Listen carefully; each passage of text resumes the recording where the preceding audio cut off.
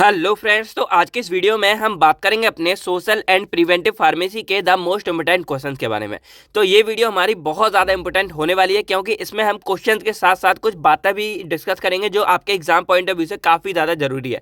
तो आपसे रिक्वेस्ट है कि इस वीडियो को आप पूरा जरूर देखें। बाकी हमने बायोस्टैट के ऑलरेडी बना चुके हैं, तो वो वीडियो आपने नहीं देखे हो जाके आप उसको भी चेकआउट कर सकते हैं। बाकी ये जो हमारी वीडियोस हैं ये हमारी अकॉर्डिंग टू पीसीआई होने वाली है। तो अगर आपकी यूनिवर्सिटी पीसीआई को फॉलो करती है तो ये क्वेश्चंस आप लोगों के काम जरूर आएंगे। बाकी ये हो जाता है कि भाई पैटर्न चेंज हो जाता है, जैसे किसी में 15 नंबर का आता है, किसी में 7 नंबर का आता है, किसी में 5 नंबर का आता है, किसी में 2 मार्क्स के आते हैं, किसी में नहीं आते हैं। तो ये थोड़ा सा पैटर्न चेंज हो जाता है, बस बाकी बाकी जो क्वेश्चन है वो हमारे ऑलमोस्ट लगभग सेम ही सेम होते हैं। अब इस वीडियो को हम स्टार्ट करें उससे पहले 2 मिनट की आप बात सुन लो। जो अभी आरजीपीवी का एग्जाम हुआ था, उसका जो हमारा बायोस्टैट का एग्जाम आया था उसका एकदम पैटर्न सा ही पूरा चेंज कर दिया। Pattern in the sense 15 number के तो क्वेश्चन आए थे, लेकिन उसमें क्या हुआ था कि क्वेश्चन ही एकदम चेंज कर दिए थे, जो अनप्रिडिक्टेबल थे कि उनमें भाई क्या कैसे आ रहा था वो नहीं कर सकते।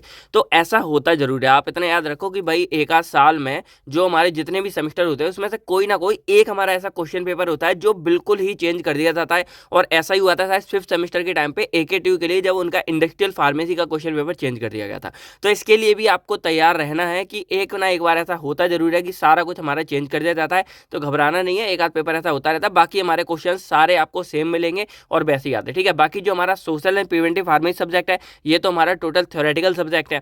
तो इसके अंदर हमारे कुछ ऐसे टॉपिक्स टर्म्स आते हैं जो हमारे बिल्कुल ही क्या है जनरल टर्म्स है, यानी कि रियल लाइफ में आपको उनके बारे में पता होगा। तो इनके बारे में आप कुछ ना कुछ बनाकर जरूर लिख कर ही आ जाओगे। तो इसके बारे में समझते हैं, लेकिन भाई मैं कहूँगा कि ज़्यादा आपको पैनिक नहीं होना। बाकी जो मोस्टली हमारी वीडियोस होती हैं जो इस इंपॉर्टेंट क्वेश्चन की, वो AKTU के लिए तो 100% बैठती हैं, उसमें मोस्टली हो जाता है। एक आधी क्वेश्चन पेपर कभी कभी हो जाता है तो हो जाता है, बाकी सारे में लगभग हमारे क्वेश्चन आते ही हैं, आपने देखा ही होगा बाकी कमेंट्स वगैरह में। बाकी RGPV में भी आते ही हैं, बस एक आध क्वेश्चन पेपर हो जाता है। तो अगर आपको कैसा क्या था कमेंट्स करके बताओ, ऐसा हुआ था या नहीं हुआ था। बाकी पैनिक नहीं करना, ठीक है। बाकी सारा कुछ हो जाएगा। और अगर एग्जाम पेपर हार्ड आता है वो आता है, तो जो कॉपियाँ हमारी चेक होती हैं, जो एग्जामिनर रीचेक करता है उसको चेक करता है, वो थोड़ा सा सॉफ्ट चेक करता है, यानी कि आपको इतने हार्ड नहीं करेगा, नंबर आपको मिल जाएंगे। तो इसलिए पास होने के भी चांस बढ़ जाते हैं। बस आपको इस टाइम पे करना क्या है कि खाली नहीं छोड़ के आनी सीट। अगर कभी भी ऐसा फ्यूचर में भी होता है तो चाहे कुछ भी करो, बना बना कर लेकर आओ, बट एटलीस्ट आप सीट्स को भर कर आओ। तो इससे आपके पास होने के चांस ज़्यादा बढ़ जाते हैं।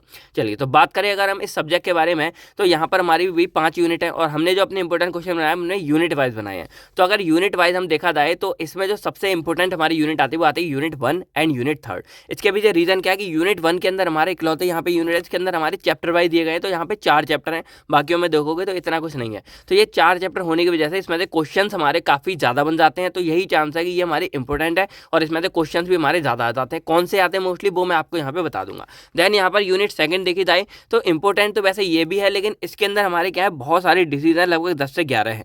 तो प्रिडिक्ट करना कि कौन सी डिसीज किस बार देंगे वो बहुत ही ज्यादा मुश्किल है, क्योंकि हर बार कुछ ना कुछ चेंज करके आ जाती है। बाकी एक दो हैं जो हमारी रिपीटेड है, वो आप यहाँ देख लेना। बाकी सेकंड यूनिट में यही रहेगा कि चेंज होती रहती है। बाकी यहाँ पर मैं आपको यही बताऊंगा कि कुछ कुछ ऐसी हमारी डिसीज है जो आप पहले पढ़ चुके हो, जैसे हमारा हाइपरटेंशन हो गया, डायबिटीज मेलाइटस हो गया, कैंसर हो गया, ड्रग एडिक्शन सब्सटेंस। ये कुछ ऐसे टर्म्स है जो आप फार्माकोलॉजी में 4th 5th 6th हर सेमेस्टर में कहीं ना कहीं इनके बारे में चर्चा हुई थी, थोड़ा बहुत आपने जाना था। तो इनको आप बना पढ़े भी मतलब आ भी जाता है, तो आप सीट खाली छोड़कर नहीं आओगे, आप अच्छे से लिख कर आ जाओगे। तो यही मैं आपको यहाँ बताना चाहता हूँ कि इनके बारे में भी आप लिख कर आ जाओगे। बाकी एक क्वेश्चन इसमें इंपॉर्टेंट है, वो मैं आपको यहाँ पे बता दूंगा।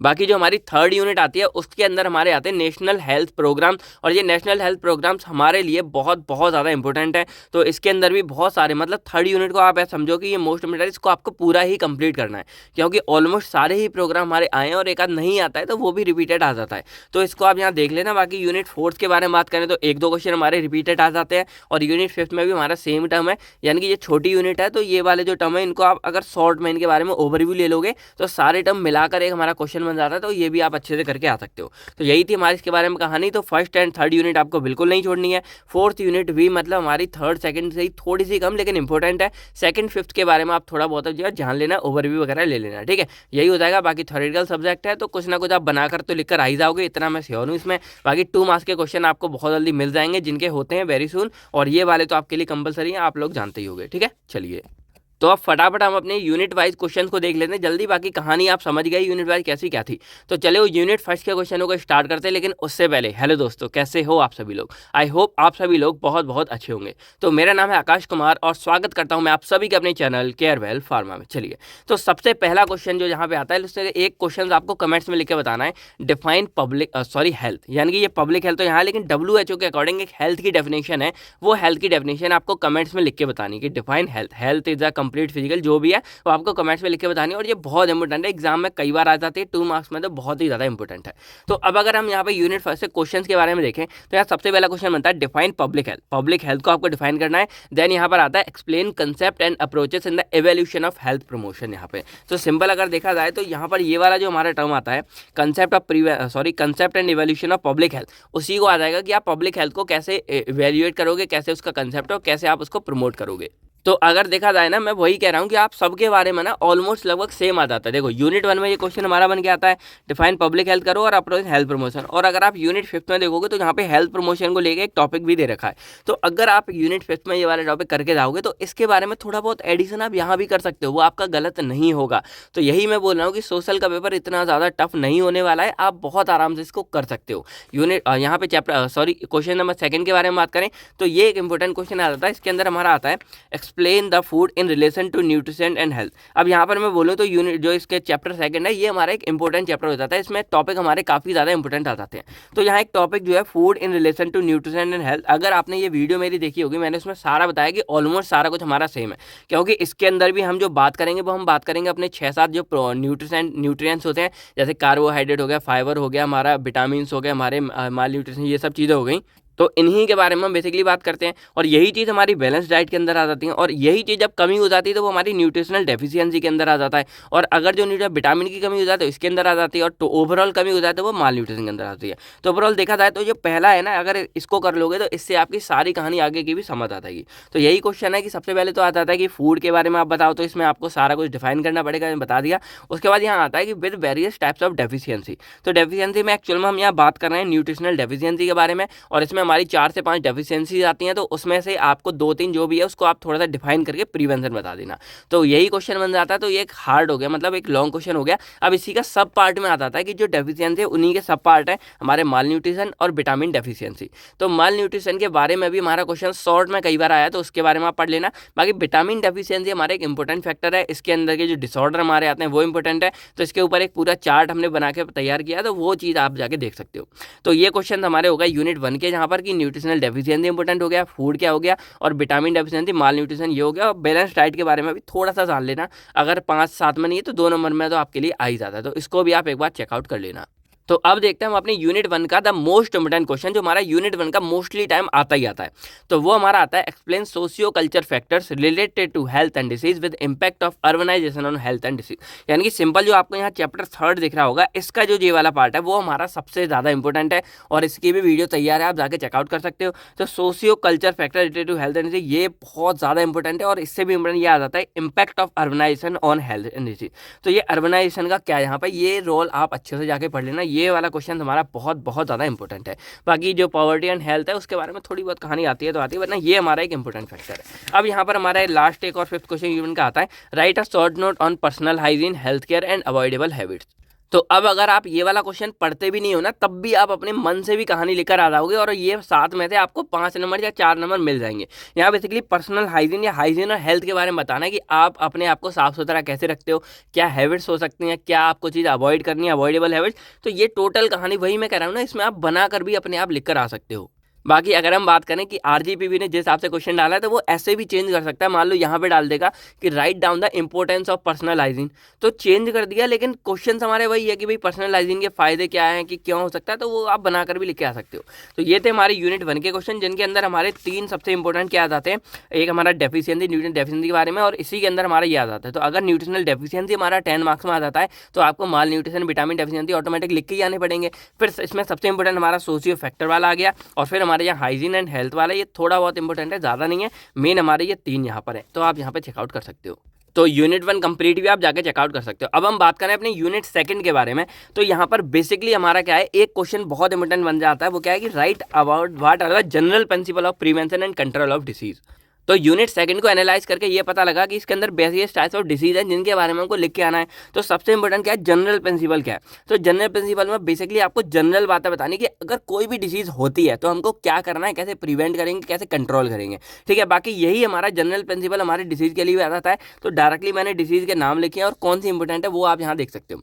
तो देखो मलेरिया और चिकनगुनिया अगर ये आएंगे, पहली बात सुन लो कि अगर AKTU के बारे में बात करें तो ये 10 मार्क्स, मतलब 10 मार्क्स में 2 डिसीज आएंगी, यानी कि एक डिसीज के बारे में आपको ऑलमोस्ट करीब 5 नंबर के अकॉर्डिंग पढ़ना है। और उसमें क्या क्या चीज़ें पढ़नी है वो वैसे मैं जब चैप्टर को कंप्लीट कराऊंगा तो बता दूंगा। पर ओवरऑल देखा जाए तो बस उसका इंट्रो हो गया, उसके बारे में सिम्टम्स हो गया, कॉजेटिव रीजन यानी कि किसकी वजह से हो रहा है, देन उसके प्रिवेंशन हो गया कि इसको हम कैसे प्रिवेंट कर सकते हैं, देन उसका कंट्रोल कैसे कर सकते हैं, अगर हो जाए तो कंट्रोल कैसे करेंगे, एक आध टेस्ट के बारे में भी डाल सकते हो। ये 4 से 5 चीज़ें शॉर्ट में लिख दोगे, आपका 5 नंबर के अकॉर्डिंग या 7 नंबर के अकॉर्डिंग ये क्वेश्चन हो जाएगा। क्योंकि अगर आपका ये RGPP में आता है तब भी 2 डिजीज आएंगी तो ये मिक्स करके आ जाएगा। तो मतलब ये फिर आपका वही 5 नंबर के अकॉर्डिंग आप तैयार कर लोगे, आपका मोर देन इनफ हो जाएगा एक डिसीज, ठीक है। तो मलेरिया और चिकनगुनिया हमारा इंपॉर्टेंट है यहाँ पर। फिर कॉलेरा एंड निमोनिया भी हमारे आ जाते हैं साथ में। फिर यहाँ पर एबोला वायरस एंड डायबिटीज मेलेटा ये भी हमारे देखने को मिले हैं। तो यहाँ पर वही है कि भाई अगर कोई एग्जामिनर होगा तो उसके सामने बहुत सारे ऑप्शन है तो वो इनको चेंज कर सकता है, तो घबराने की बात नहीं है। आप सबके बारे में मतलब ये इंपॉर्टेंट इनके बारे में देख सकते हो। बाकी जो हमारे यहाँ पर अदर टॉपिक्स हैं जैसे ड्रग एडिक्शन, ड्रग अब्यूज, इसके बारे में कभी बार शॉर्ट में आ जाता है। बाकी जो हमारे डेंगू, हाइपरटेंशन, इन्फ्लुएंजा, लिम्फेटिक फिब्रिलरिया, इसको देख सकते हो, इसको आप चेकआउट कर लेना। ये थोड़ा सा यूनिक है तो इसको बार बार पूछ लेते हैं। बाकी यूनिट सेकंड में मैंने आपको बता दिया कि अगर डेंगू, ये कैंसर वगैरह है इनके बारे में आता है तो आप पहले से कुछ ना कुछ जानते हो, लिख कर आ सकते हो। तो मेन इंपॉर्टेंट हमारे ये 6 जहाँ पर हो गए, इनके बारे में पढ़ लेना। और इधर हमारा ये लिम्फेटिक फिब्रिलरिया वाला आ जाता है, इन्फ्लुएंजा भी आया है तो इनको भी आप चेकआउट कर लेना। तो ये हमारी हो गई यूनिट सेकंड के बारे में। बाकी इसमें कुछ चीज़ें सेम भी है, जैसे हमारा मलेरिया, डेंगू हो गया तो ऑलमोस्ट केवल कॉजेटिव एजेंट डिफरेंस करते हैं, तो बाकी सब सेम है कि इसकी वजह से हो रहा है कि मच्छर की वजह से हो रहा है। तो ये बातें भी आप लिख कर आ सकते हो। तो ये थी हमारी यूनिट सेकंड के बारे में इंपॉर्टेंट। ये आप जनरल पढ़ लोगे तो आपका आधा नंबर तो आ ही जाएगा। मतलब जो मान लो अगर 10 का क्वेश्चन आया तो 5 आ गए, 15 का आया तो 7 आ गए। तो ये वाला क्वेश्चन इंपॉर्टेंट है। बाकी इसमें से 1-2 डिसीज हमारी फंसती है तो वो आप चेकआउट कर लेना। अब यूनिट थर्ड के बारे में अगर हम बात करें तो यहाँ पर हमारे आते हैं नेशनल हेल्थ प्रोग्राम्स, और ये हमारा एक सबसे इंपॉर्टेंट यूनिट कह सकते हैं आप। तो इसके अंदर हमारा बेसिकली सबसे पहले तो आपको नेशनल हेल्थ प्रोग्राम्स क्या होते हैं इनके बारे में आपको बताना है कि ये होते ही क्या है, इनके ऑब्जेक्टिव्स क्या होते हैं, इनके फंक्शंस क्या होते हैं, इनके आउटकम्स क्या होते हैं। तो जो हमारी मेन हेडिंग है चैप्टर थर्ड यूनिट थर्ड की, ये वाली चीज, इसके बारे में आपको पहले थोड़ी बहुत बातें बतानी होगी। देन इसी के साथ हमारा क्वेश्चन अटैच करके दे देते हैं, यानी कि ये मैंने अलग लिख दिया लेकिन ये एक्चुअल में पूरा क्वेश्चन नहीं है, यहाँ तक हो जाएगा। देन इसके साथ यहाँ पर कोई भी एक प्रोग्राम अटैच कर देते हैं। देन ये हमारा 10 या 15 नंबर का क्वेश्चन बनता है। तो इनको आपको जो लिखना है वो आप लगभग 7 नंबर के अकॉर्डिंग लिखोगे कि ये प्रोग्राम्स क्या होते हैं, टाइप्स कौन कौन से प्रोग्राम्स होते हैं, ऑब्जेक्टिव क्या, फंक्शन क्या, आउटकम्स क्या है, इस तरह लिखोगे, ठीक है। बाकी अब हम बात करते हैं हमारे इंपॉर्टेंट प्रोग्राम्स कौन से जो एग्जाम में आने के बहुत ज्यादा चांस होते हैं। तो सबसे ज्यादा मोस्ट इंपॉर्टेंट हमारा इसमें आता है HIV and AIDS control program. इसको आप बिल्कुल भी मिस मत करना, बहुत बार आया हुआ है तो इसको देख लेना। सेकंड हमारा पल्स पोलियो प्रोग्राम भी आया हुआ है। तो अब यहाँ पर आपको एक चीज समझ आ रही होगी कि जो हमारे इंपॉर्टेंट क्वेश्चन होते हैं, एक तो हमारे प्रीवियस ईयर क्वेश्चन पेपर को देख के बनते हैं, दूसरे जो हमारे टॉपिक्स हैं उनके रियल लाइफ में कितने इंपॉर्टेंस है, वो हमारा टॉपिक इंपॉर्टेंट कितना है उस बेस पर ये बनते हैं। तो HIV और एड्स हमारे बहुत ज़्यादा इंपॉर्टेंट है, पल्स पोलियो प्रोग्राम भी हमारे लिए बहुत इंपॉर्टेंट है। तो इनके बारे में आप यहाँ अच्छे से पढ़ लेना। बाकी यहाँ पर एक आता है हमारा IDSP, तो इसकी फुल फॉर्म क्या है ये आप कमेंट्स में लिख के बताओ, देखते हैं कितने लोगों को इसके बारे में पता है यहाँ पर, ठीक है। बाकी थर्ड हमारा इसमें एक और क्वेश्चन बन जाता है नेशनल लेप्रोसी कंट्रोल प्रोग्राम। तो ये लेप्रोसी वाला भी हमारा काफ़ी बार एग्जाम में देखने को मिला है। तो ये 3 प्रोग्राम आपके लिए मस्ट मोर इंपॉर्टेंट है। तो ये वाला और ये वाला क्वेश्चंस आपके लिए बहुत बहुत ज़्यादा इंपॉर्टेंट हो गया, तो इनको आप बिल्कुल भी मिस मत करना। अब यहाँ पर और भी कुछ प्रोग्राम के बारे में बात करें जो हमारे आए रहते हैं आज दिन, बाकी इतने ज़्यादा इंपॉर्टेंट नहीं है। इंपॉर्टेंट हमारे यही वाले 2 क्वेश्चन थे मेन, तो इनको आप देख लेना अच्छे से। बाकी यहाँ यूनिवर्सल इम्यूनाइजेशन प्रोग्राम क्या होता है और इसका शेड्यूल चार्ट क्या है, फिर नेशनल मेंटल हेल्थ प्रोग्राम क्या है, या national program for the control of blindness यानी कि अंधेपन को कंट्रोल करने के लिए क्या प्रोग्राम है।